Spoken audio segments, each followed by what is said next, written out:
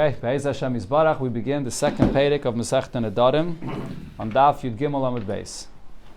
Zog Teilige Mishneh ve'elu mutarin. The following things that a person says, he will still be mutter, the neder will not take effect.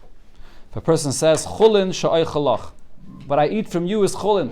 So obviously, it's nothing. He's saying that it's chulin, so it's allowed, it's permitted.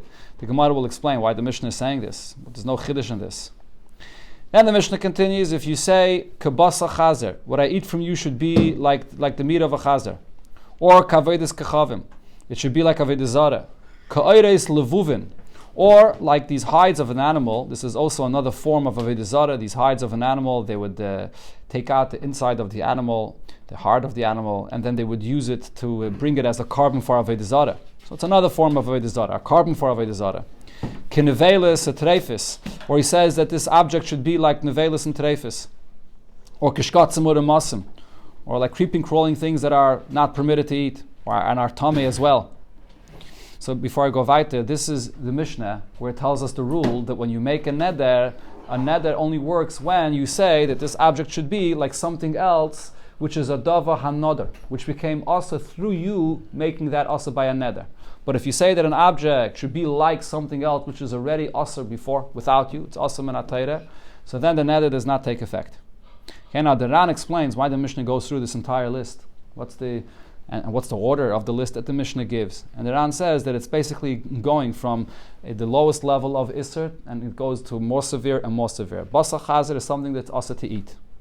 Avedis kachavim is something which is aser bahana as well. Not allowed to have anah from avedis zara. But that's still avedis zara. By avedis zara, the halacha is you could be mevatel on avedis zara, meaning that it could become not avedis zara. If a guy is serving it, he can. Oiris levuvim refers to something that's being brought as a carbon for avedis zara. That's always going to be aser banah. There's no way to take away that iser. Nevelis atreifis is something which has tumah to it. Not only an iser of eating, but also an iser of tumah. So it's a stronger iser. And then it says kishkatzim uramasim, which is something which is aser and is tumah as well. And the tumah of shkatzim uramasim is a stronger tumah, because the tumah of nevelis atreifis has to be at least the size of a kazayas. But shkatzim uramasim is tumah, even if it's as little as small as an adasha, a little lentil. Okay, or a little an adasha, a lentil, yeah. Part of the point is, what the Mishnah is saying is, you might think that if you say that an object should be aser like a iser, which is not such a severe iser, maybe that's the reason why it doesn't take effect. But if you compare it and you say it should be like something which is a very severe iser, maybe then it will take effect. So the Mishnah is going through even the most severe iser and tumah that there is, nevertheless, the neder does not take effect. Then the Mishnah says, if someone says, Kechalas aran ukutrumasai, we had this quoted in the Gemara before, a person says that this object should be like the challah that you separate from dough that's given to the kainim, or a kutrumasai, like the truma that you give to the kainim. This is also mutter. This also will not take effect. So here there's a discussion, a big discussion in the Rishonim, why not? Isn't this considered to be a dava hanodar? How does challah become challah? By you doing the mitzvah and saying lahafrish, you separate it, so it's happening by the person. It's not something that's going to be asur on its own. And similar regarding truma, you're the one that's separating the truma and saying that this should be truma. So why shouldn't that be considered a davar that you made it asur? So the Ran over here says that the fact that challah and truma is going to be mutter for the kayanim to eat and also for everybody else to eat shows that it's not a davar another. When you separated it, you didn't say that I'm separating it only for that it should be now permitted for the kainim and also for everybody else. You just separated it. Then the Torah comes and says that it's mutter for the kainim and also for everybody else. What does that prove? That it's really the isser of the Torah that takes effect. You're designating it, but it's the isser of the Torah that takes effect, not your isser. It's one pshat. Another pshat, which Tosfos says, I had mentioned this before already, we had this in the Gemara before. It's not also because you made us, the Torah made us, you're just revealing it. Okay. So other Rishonim say even a step further that really, when you separate challah from dough or the truma from the produce, the challah is there. It's just mixed in together with the rest of the dough. You just have to identify it and take it out. And similar with truma. The truma is mixed in with the tevel. Tevel means that the produce has the chulin and the truma and the maestris, which are all mixed in together. You're just removing it and identifying it. But the isser is there right from the beginning, from when it grows. So therefore it's a dava ha'asr. It's not something that becomes asr because of your neder. So the neder doesn't take effect, so it's mutter. Sagt der Mishnah weiter, person says to his wife, Hare ata like ima. You should be asa to me like it's asa for me to have a relation with my mother. So obviously this doesn't take effect as well, because his mother is asa to him minatayre, so he can't make his wife asa like his mother.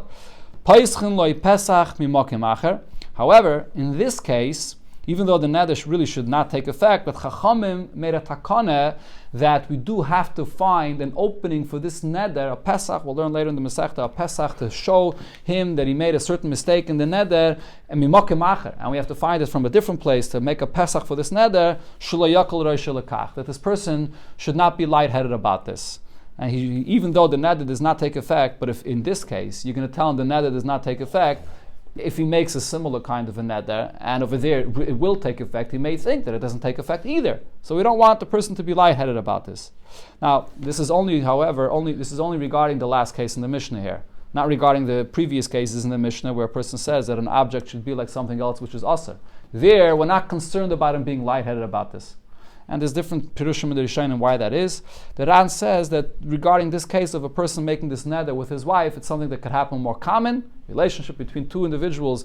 So it could happen, he gets angry and he makes this neder, so it's something that happens more common. So therefore, Chachamim said that you have to have a Pesach. But regarding stam, an object, that a person says that this should be like a basa chazer, that's not something which is so common, Chachamim did not make this takana. So the Gemara begins with the first line of the Mishnah. What did it say in the Mishnah? Chulin she'oichalach. That he says, what I'm eating from you should be chulin, so it's said that it's mutter. So there's no chiddush in that. So the Gemara thinks to say that there is a chiddush here because there's a diuk from the Mishnah. Now, time edamar chulin shaychalach. Reason why it's mutter is because he says, what I eat from you is chulin. Ha'amar lechulin or la chulin shaychalach. If he says that what I eat from you should be la chulin, what does la chulin mean? So we already learned before, when you say la chulin, he's saying it should not be chulin. So then, mashma loy l'chulin lehevi, and that it should not be chulin ela carbon. What he's saying is it should not be chulin, rather it should be a carbon. So even though he's only saying the negative, that it should not be chulin, but we understand from that the positive, that he's saying that it should be a carbon, and then it will be asur. If so, says the Gemara, mani masnisen, who's our Mishnah going according to? What's the first case of the Mishnah here teaching me? Rab Meir, if it would be according to Rab Meir's opinion, hales lemiklalav atashemei. Rav Meir does not hold of this concept, that if you say it in the negative, we understand the positive as well. If you said the negative, it's only the negative, but we don't understand the positive. So the Mishnah is not Rav Meir. Ve'ela Rav Yehuda. So who's our Mishnah? Our Mishnah is Rav Yehuda's opinion, and that's the chiddush of our Mishnah. The chiddush of our Mishnah is that even if he only said the negative, that loy chulin oich sheichalach, but nevertheless, we understand the positive as well, that it's a carbon. Asks the Gemara, but hainu reisha. This is a previous Mishnah. Towards the end of the previous Perek, we had basically the exact same Mishnah where it said loy chulin or la chulin shaychalach, and the Mishnah says it becomes asur because of what Rabbi Yehuda said, that we understand from the negative, the positive, that it should be a carbon. So why is the Mishnah repeating this here again? Answers the Gemara, you're right. Over here, the Mishnah is not teaching me this halacha. It already taught it for me before. When it says chulin shaychalach, there's no diak here. And I have a question, there's no chiddush here. So the Gemara says, you're right, there is no chiddush. It says the other cases of chazer and avedis kechavim, that if you say an object should be like chazer or avedis kechavim, that the neder doesn't take effect. So it also mentions this case of chulin shaychalach, that the neder does not take effect. But really there is no chiddush here. It's giving you a list of cases where the neder doesn't take effect, so it says this as well. Ravina says, Hachi Katani. This is how you have to read and understand the Mishnah. Ve'elu mutarin kechulin. The following is the list of things when you make the neder that they will be mutter, similar to when you say chulin shaychalach. Just like when you say chulin shaychalach, obviously the neder does not take effect. So ve'elu, these are the cases that will also be like that, and that is kabasa chazer, kavedis kechavim. So when it says in the Mishnah the case of chulin shaychalach, it's not a separate case. He's just comparing. He's saying that the other cases in the Mishnah where the neder does not take effect will be like the case where he says, what I eat from you is chulin. Now the Gemara explains why the Mishnah has to say this. Why is it emphasizing that all these cases are mutter like the chulin that I eat from you? If it would not say chulin, that it's clearly that it's like chulin, havamin, I would think to say, boy shaila. Then I would think to say that what the Tana in the beginning of the Mishnah is saying is that the neder taka does not take effect min atayra, but maybe midrabanan they were still machmer that you do have to come to a chacham and be shoyal, and that he should be mat to this neder. Similar to what it said in the Sefer of the Mishnah, that you have to have a Pesach in the case when a person made the neder with his wife. I would think maybe the same is in the Reisha. That's why the Tana is emphasizing that it's a mamish chulin. It's literally like chulin. You don't have to have a shaila, meaning you don't have to be mat to this neder at all. Fragt the Gemara on this pshat of Ravina, how could you say that's what the Mishnah has to clarify? Would anyone think that that's what the Tana and the Reisha of the Mishnah was saying, that it's not a neder, but you still have to go to a chacham to be mat to the neder? If in the Sefer it clearly says that he says that his wife should be like his mother, and there the Mishnah says that we have to find an opening for his neder, and the opening for this neder has to come from something else, not from talking about what he said in the neder about his mother. So it's self-understood that in the Reisha it's not necessary to go to a chacham to be mat to this neder. It's completely not a neder at all. So the Mishnah doesn't have to add this line of chulin she'oichalach to clarify that. So how could the Ravina say that the Mishnah is adding that for this reason? As says the Gemara, ela machlarte. So the best pshat is like we said before, chulin memele nasva. When the Mishnah that is brings this case of chulin she'oichalach, that the neder does not take effect, it's bringing it really for no reason. It's not teaching me any chiddush, and it's just bringing it. It's bringing the list of other things where the neder doesn't take effect, so it brings this as well. But there really is no chiddush in that line of the Mishnah. What is the source of this halacha that a neder only takes effect when you say that this object should be like something else which you made a neder on, not something else which is already also from before minatayra? Because the pasuk says by a neder ish ki yidoy neder lashem. Person that makes a neder lashem, it says this double lashon yidoy neder lashem. From this we learn ache yidoy bedava hanader, that the neder only takes effect when you make the neder and you say, you're comparing that it should be like another object that's also aser with a neder. Fragt the Gemara, if you're learning it from the language of the pasuk, because it says yidoy neder, if so, ihachi afilu bedavar asanami. So why shouldn't you now, based on the continuation of the pasuk, say that even if you say that something should be like another object which is aser minatayra, the neder should take effect? Why? The haksiv, the pasuk afterwards says lesser iser al nafshay. So over there it also uses the double lashon lesser iser. So maybe that's coming to teach me that if I say that this object should be like another, it should be aser to me like another object that's aser minatayra, it should take effect. Both. I can learn from this pasuk both, that if I say that this should be like another object which is also because of a neder, it takes effect, and then it says lesser iser. Also, if you say that it should be like something else which is also minatayra, it should take effect. Answers the Gemara.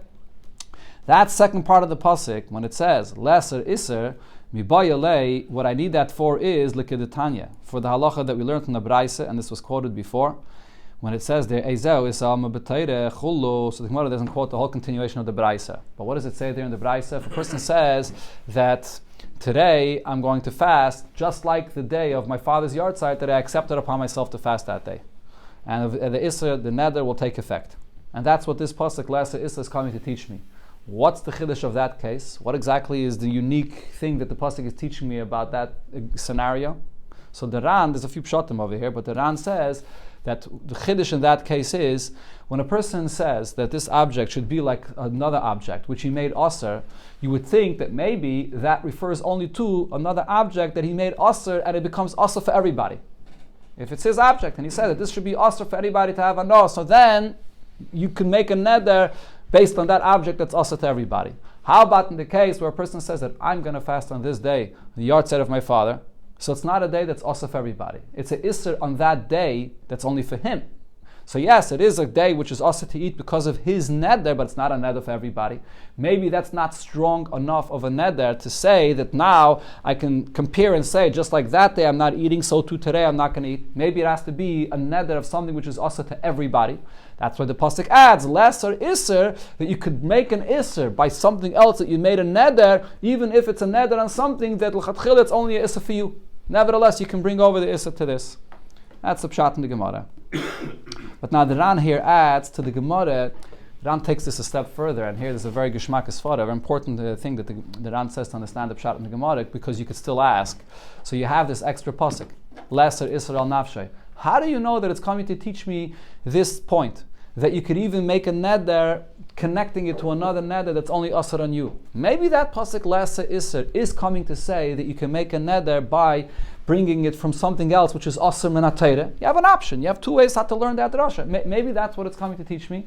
So the Ran says that in the end of the day, this actually is a svara. There's a svara to say that you can't bring over a isser from something else which is already asr min ha-Torah to what you're doing now. And there's two hezbedim that the Ran says. There's a hezbed the Ran says here, and there's a hezbed the Ran says in another place. One hezbed the Ran says is, the way a neder works is, when you're saying that this object should be like the isser of the other object, you're giving an example of an isser that should take effect on this object. So if you're giving an example from basa chazer, you cannot make this object basa chazer. It's a wrong example. Even if you're going to make it also with a neder, it's never going to be like basa chazer. So it won't take effect. It's just not a good example. That's one pshat that Ran says. Another pshat that Ran says is, which is a little bit different, that what happens is when you make a neder, you're actually sort of transferring, you're bringing over the isser of that object onto this object here. So again, the point is, if you're transferring, if you're bringing over that issa to here, you can't bring over a issa min ha-Torah onto this object, because this object will never become that issa min ha-Torah. But if you made a neder on another object, and now you want to transfer the issa of that neder on object A to object B, that works, because that's the kayach to create and draw the issa of the neder onto this object. That's why the Gemara is saying that it's more mistaver to say that the drasha to say that a neder of not a neder, an actual isser should come over, it just doesn't work. Okay, the Gemara continues and says, what did it say in the Mishnah? Person says his wife should be like his mother. So what did the Mishnah say? That even though Min Torah doesn't take effect, but with the Rabbanan he has to find a Pesach to be mat to this. The Gemara asks from a Braisa where it says, like a basima. A person says to his wife that you're like my mother, or kabasar chayisi, you're like my sister, or ka'arla, you're also to me like arla, or kaklai kerem, which is things in the field that are aser. Layamaklum, he said nothing. And at this point the Gemara understands, what does layamaklum mean? He said nothing, and even midrabanan, it's nothing as well. So in our Mishnah it said that midrabanan, we still obligate him to be mat to this neder. Amar Abaye says it's not a contradiction. Layamaklum midairaisa. When the Braisa says he said nothing, it means the Min ha-Torah doesn't take effect. But v'tzarech sheila midrabanan. But like our Mishnah said, he still will have to be mat to this neder midrabanan. Rava gives a different answer. When the Braisa said le'yama klum, it did mean literally le'yama klum, that he has to do nothing, not Min ha-Torah, not midrabanan, and it depends who this person is. B'talmidei chachamim. If it's a talmid chacham that knows the halachas of Nedarim, and we're not afraid that if we're going to be mat to this case where he made the neder that his wife should be like his mother, that he's going to come to be mat to it, even in a case where it is a real neder. He knows the halachas, so therefore we're not obligating him to be mat to this neder, and therefore le'yama klum. But our Mishnah is speaking about a person that says this, and he's an Amaret, so he doesn't know the halachas. So if we're going to allow him to not to follow this neder in this case, where it's taken out a neder, he might come to be mekel in another case where it is a neder. And the Gemara brings a raya for this, v'hatanya, and like we learned in the Braisa, hanayder b'teira, a person says, or actually hanayder over here, I believe means a shvua, that he makes a shvua in the Teira. So now, what does it mean in the Torah? There is the actual parchment of the Torah and the parchment itself, and the words also have kedusha to it. But then there is the shemus of the Eibishter in the Torah. A shvuah only takes effect if you're making a shvuah in the Eibishter's name. That's the power of a shvuah. This is something that the Ran speaks about in the beginning of the Masechta. There's actually one opinion in the Rishonim that a shvuah only takes effect if you say the Eibishter's name clearly in the shvuah. But most Rishonim disagree and say that you don't have to say the Eibishter's name when you make a shvuah, but the koyach of the shvuah is when a person swears in Hashem's name, that's what his machshava is about. So the question now is, when a person makes a shvuah in this Sefer Torah, what aspect of the Sefer Torah was he referring to? So the Braisa says as follows: Hanayde b'Torah le'yama klum. You make a neder in the Torah that's not considered to be a shvuah. Why not? Because he doesn't necessarily mean the names of Hashem in the Sefer Torah. He just means the parchment and the kedusha of the Sefer Torah in general, but not the Eibish's name in it. So therefore, it doesn't take effect. But Rabbi Yochanan said, "V'tzarech sheila l'chacham." However, he should go to a chacham and be mata this shvuah. Why? Because again, you could confuse this with a case where the shvuah does take effect, and we don't want him to be mekel. Rav Nachman. But Rav Nachman said, the Talmid Chacham ain't tzarich sheila. But if he's a Talmid Chacham, then he does not have to be mat to this neder, or this shvuah here, similar to what we said before regarding a person that made this neder with his wife. Now the Gemara comes back, since we brought up this case of the Sefer Torah, the Gemara is going to bring the Braisa here that goes through more details about this case. Tanya, or some read it, Gufa. Here, what's this halacha? More details to this. So the Braisa says, Hanoide b'Torah lo yamaklom. Person that makes a shvuah, and he says that I make a shvuah not to eat, and this shvuah is in this Torah, lo yamaklom. He said nothing. Like I explained before, because the Torah could be referring to just the parchment and the holiness of the Sefer Torah, but not the names of the Eibishter in it. But if he clearly said, I'm making a shvuah in what is written in it, so what's written in it includes the Eibishter's names in it, then Dvarav Kayam, and then the shvuah takes effect. Then if he says, Ba, in the Sefer Torah itself, Uba Mesha Kosov Ba, and what is written in it, Dvarav Kayam, what he said takes effect as well. So the Gemara will ask now on the last case. The last case that it says here seemingly is redundant. There's no chiddush over here. It says the Gemara, Katani b'mesha kasuv ba dvarav kayamin.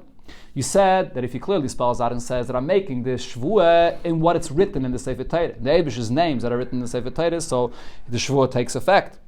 So then it says ba ub'mesha kasuv ba, that if he says clearly, I'm making the neder in the parchment of the Sefer Torah and also in what's written in it, tzarech lemeimar. Do I need to say that there it takes effect as well? Of course, he spelled out even more. He made it clear, the parchment and what's written in it, for sure I would understand that the shvuah takes effect. Why is the Tana spelling this out?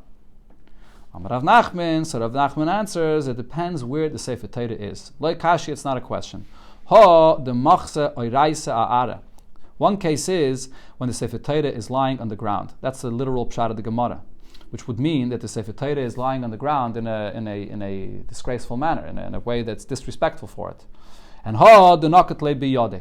And the other case is that he's holding it in his hands. And the Gemara explains, machsal ara, if the Sefer Torah is lying on the ground, so what is the person thinking? When he sees a Sefer Torah lying on the ground, he thinks it's probably not a kosher Sefer Torah. Probably doesn't have the names of the Eibishter written in it properly. And that's why it's lying on the ground. So daite akvili. So therefore, he's probably thinking only about the parchment of the Sefer Torah. And therefore, even if he would clearly say, B'mesha kosov ba, the neder would not take effect. He has to clearly spell out, Ba uba mesha kosov ba, like the last case it said before, only then does it take effect. But naket la biyade, daite ala askara ba.